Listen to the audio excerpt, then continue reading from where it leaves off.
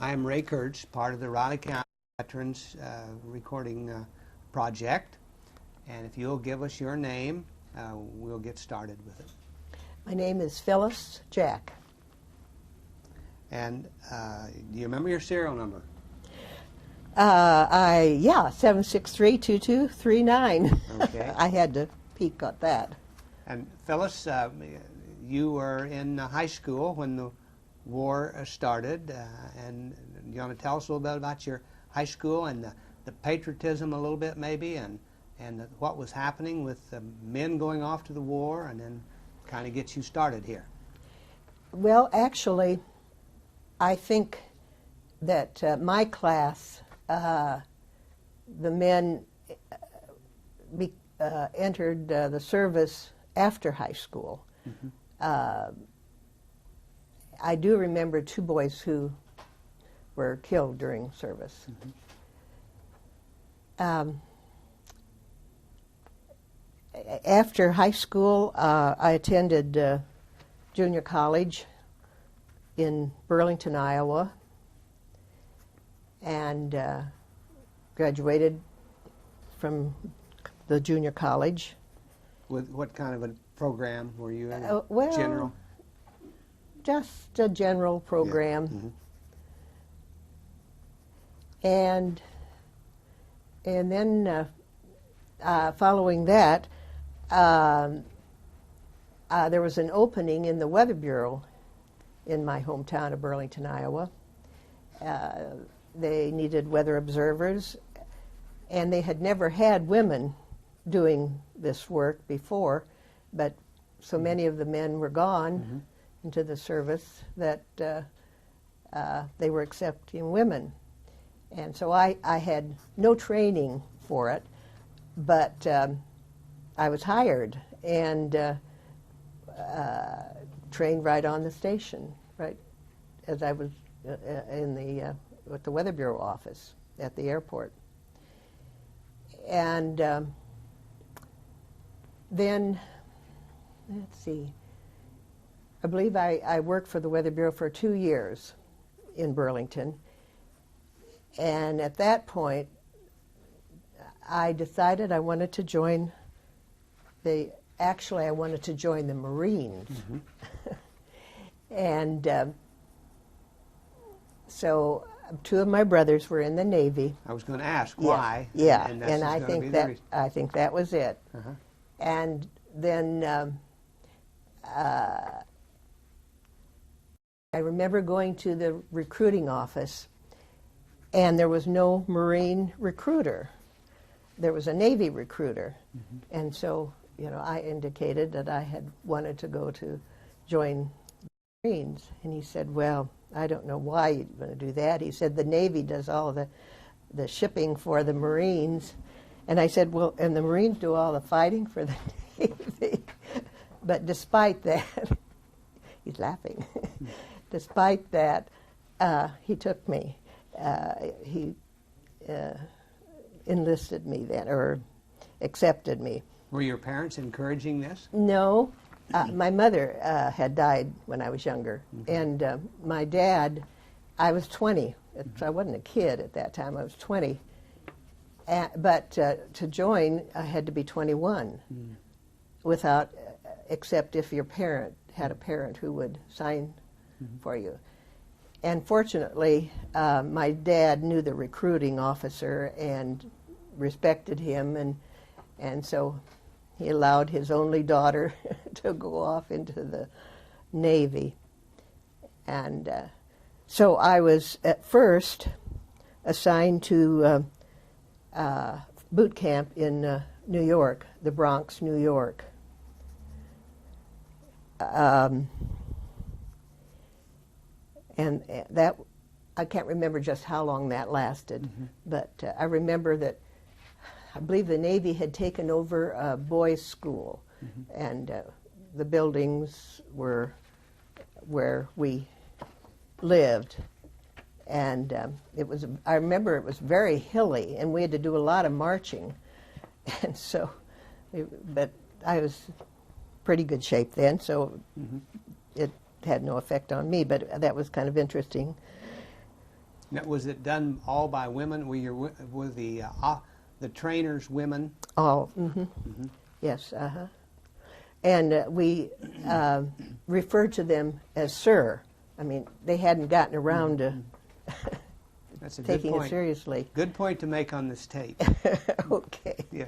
And like I remember, if you were walking down the sidewalk and you met an officer, woman officer, or you were coming to pass them on the sidewalk, you would say, "By your leave, sir," to these women. So that was a good experience. Then, I think because of my experience in the Weather Bureau, I was sent from boot camp to Lakehurst, New Jersey for orographer school. And actually, we were at Lakewood, but we were assigned, the base was Lakehurst. And Lakewood was there again, a boys' school that they had taken over. And so I have a picture of a graduating class. How many in your picture do you think? Kinda, you can. We'd like to see it, sure. If you have it there, just hold it up. And It's graduating. There were. just hold it up, and he'll. Oh,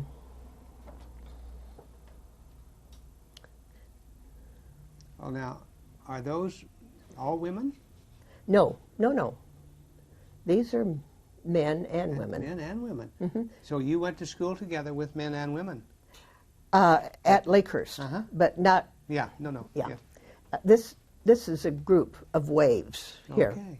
Those are the only women in that group. You hold it up, and he'll get it on I'm sorry. the tape. Okay.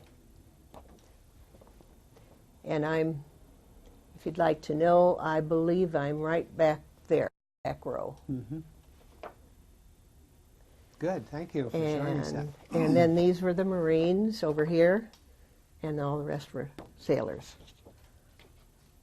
Okay. So go ahead and tell us a little bit about this training then that you received. Pretty much, I remember a little bit of math, a little bit of a lot of things that I had already learned having worked for the United States Weather Bureau. Were they training you to predict weather? Not really. That was mainly the officers' duty. But we drew maps, isobars, put our isobars in, and just observe. Well, of course, the main duty was to read the thermometer. There'd be thermometers outside in a little enclosed building, and where we would go out at least, I think it was every 20 minutes, and get the reading. And of course, clouds were important. You had to learn the clouds, because that would be something you could then expect. So after you have finished your training at Lakehurst, and you had your picture taken, and you went off to another duty site. Then I was sent to New Orleans to a Naval Air Station. It was actually an instructor school where the pilots, the men were already pilots, but they were learning to be instructors. And one of the big things about that was Robert Taylor, the movie star, was there. And I remember I talked to him on the phone several times when he'd call for weather. And so that's always Certainly. kind of a neat thing to remember. And we were stationed, like the Naval Air Station that I was at in New Orleans was right beside Lake Pontchartrain. Mm. And at that time, there wasn't a bridge. And it's a number of years after the war that a bridge was connected to that side of the state. I'd ask you a little side question here. Yeah. Don't lose your place there, though. Were you with a group of waves at this time? Well, were you in a barracks with them? I want you to tell us a little bit about okay. life of All waves. right. It may not When be I any different went, than men. okay. I had a leave following my training in Lakehurst, New Jersey. And so I went to my home in Burlington, Iowa. And then from there, I was to report to the Naval Air Station in New Orleans. And I was alone on that. I mean, it was up to me to get to that station in New Orleans. And I remember taking a train from Burlington to St. Louis, and a friend of a neighbor met me, and I stayed with her overnight, and then she took me to East St. Louis, where I picked up a train and rode the train to New Orleans. I had no idea. I had my plans where I was going, but I had no idea where the Naval Air Station was or what I would do when I got to New Orleans. So as there were a lot of military people on this train, so every time I'd see someone in the Navy, I'd say, and they on this train, I'd say, do you know where the Naval Air Station is? No. And that happened over and over again. And they were going to Algiers, which was a naval repair base across the river in New Orleans. That seemed to be their destination. So, so eventually we arrived in New Orleans at the depot, and there were shore patrolmen there, observing people getting off. So I went up to the first shore patrolman and I said, if it isn't a military secret, where's the Naval Air Station? So he said, well, you wait right here. And he said, until all these people are gone. And then I did. And so he called the Naval Air Station and told them that someone needed to be picked up to take in. So I think there were about 5 sailors in this car that came to pick me up. And I was a little bit dumb. I thought New Orleans was right on the Gulf. And so I said something, and they let me believe that. Well, Lake Pontchartrain, of course, is a huge lake. And so I was at the Naval Air Station for at least a couple of weeks before I realized that wasn't the Gulf. I think we were about 90 miles from the Gulf. But that... the train, the travel on the train, anything you want to say about that? Lots of servicemen and women on there, you said. Yes. Was it crowded? Was it pleasant? Was it comfortable? Was it... Well, I don't really remember a lot about it. I think, I'm trying to think whether we maybe just sat up all. You probably did. Mm-hmm. I don't remember that there was any other, but it. Remember eating on the train? Any? Yeah, but there again, I don't. It wasn't something that I remembered. The trains were really relied upon during World War II. Oh yes, yes. All public transportation. Yes, yeah. That no one would have dreamed of flying someplace, not like they, of course, do now.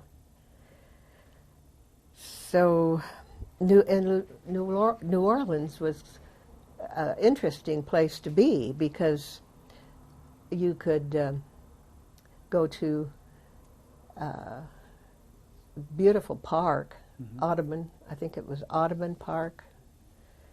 And of course downtown New Orleans was great. I remember eating at the Court of Two Sisters or Three Sisters, whichever, and all of those places. And of course there were always girlfriends that you'd have around because we lived in the barracks, and so we could always get.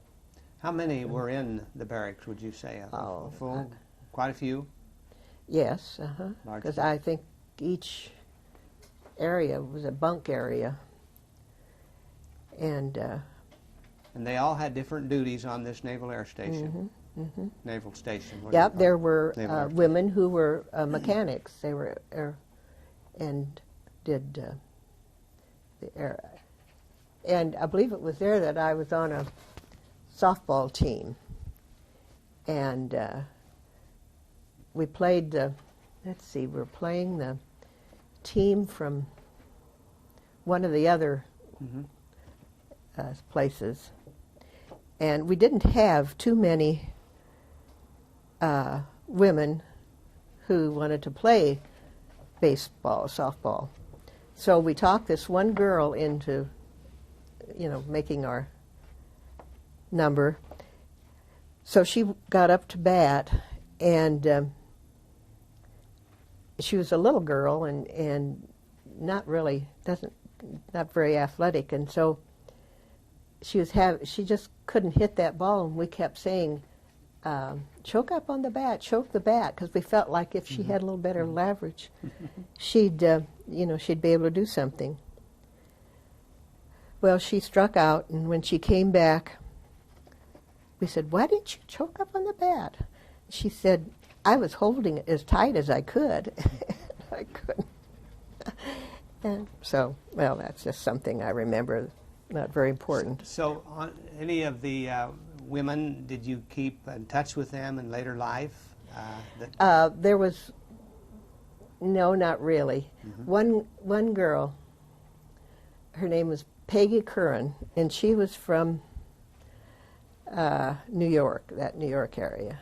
And she was somewhat of a character, and I sort of remember her quite well. But you said you did do things with them around New Orleans. Yes. When you found out that it was not on the coast where you were.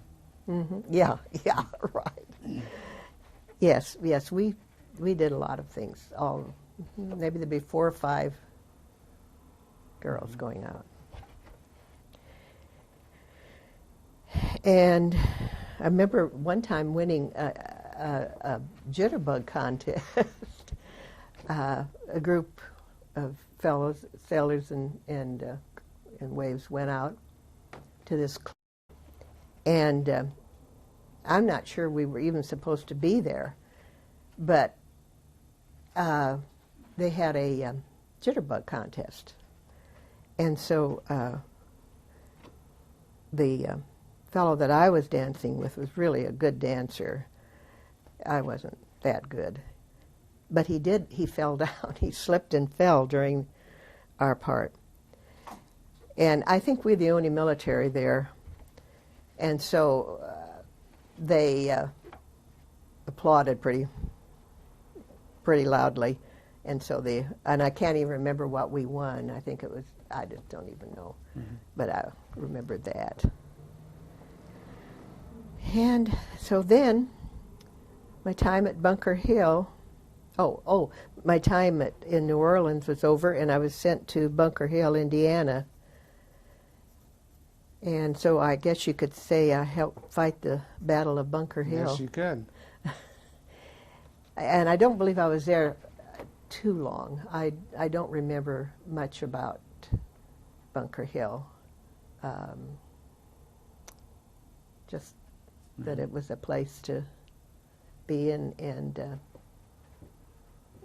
I remember groups of us would go into the town, and I don't know exactly which town it was, where there was a railroad track running through the middle of the street, main street, and obviously that was so odd. So from Bunker Hill, then I was sent to Memphis, Tennessee, and that was where I was discharged. It was also a naval air station. And one of my brothers was one of the first sailors who was discharged from Memphis. So he got home before I did. And did you use any of your GI Bill to go to school with? What I used my GI Bill for was to take flying lessons. Ooh.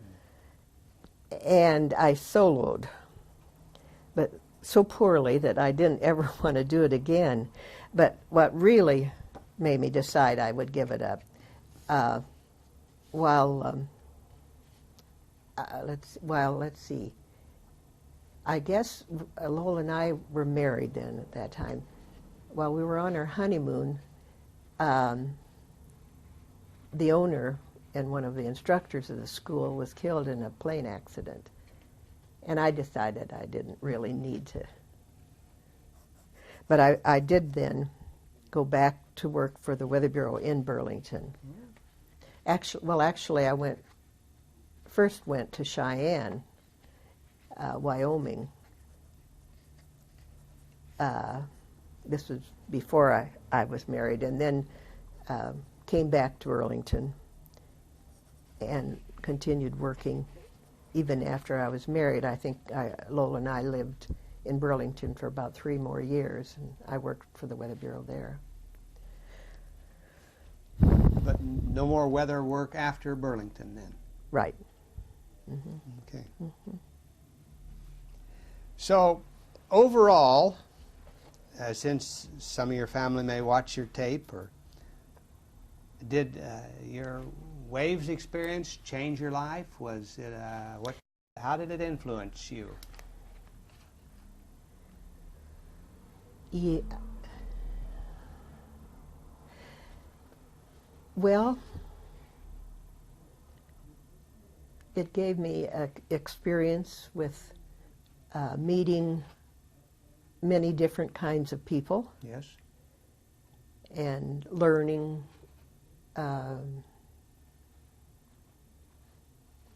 what you admired in someone that you might want to copy or be more like.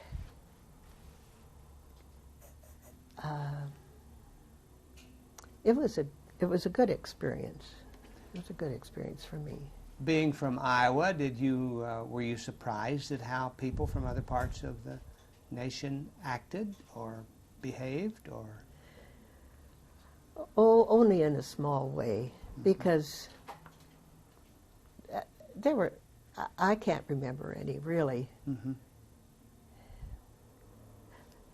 Although some of the people from New Jersey were a little strange.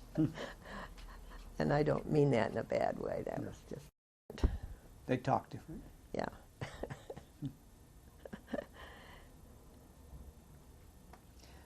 You were going to tell us about, so we get it on both tapes, about your meeting Lowell. Okay. I was working for the Weather Bureau. This was after the war, and I was working for the Weather Bureau in Burlington, Iowa, as I said. And every day, the radio station, KBUR, or the call letters in Burlington, had a broadcast from the weather, directly from the Weather Bureau. And so they would have someone at the radio station would call the Weather Bureau and say who's going to do the weather today, because there were a number of us working. And so sometimes it would be me, sometimes it would be someone, Bill Muldoon, I remember, and some of the other people. And so this particular day there was,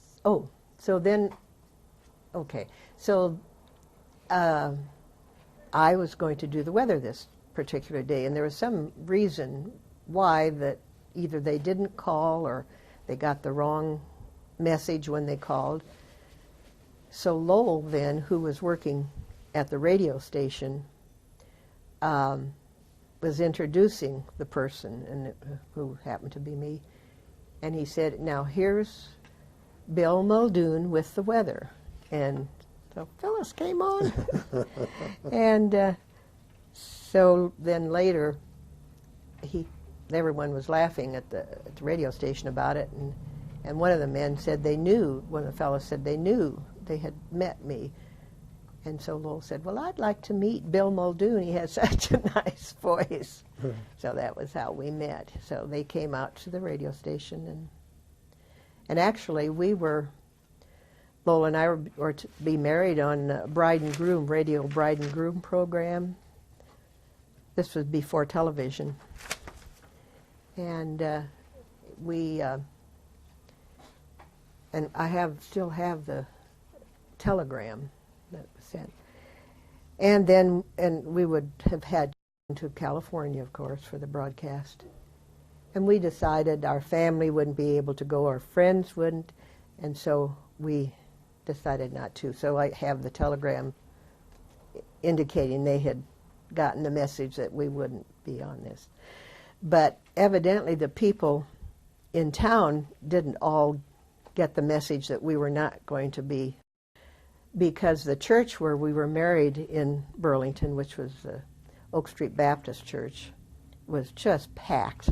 So although we had friends and family, a lot of them, I think some of these people thought actually it was being broadcast. Oh. So it was a good experience. The Yes. Waves was a good experience for you. Yes, it was. Mm-hmm. Well, we really thank you for coming. We're eager to get women to tape, Mm-hmm. and so we're pleased that you were willing to do this. Well, thank you. Thank you.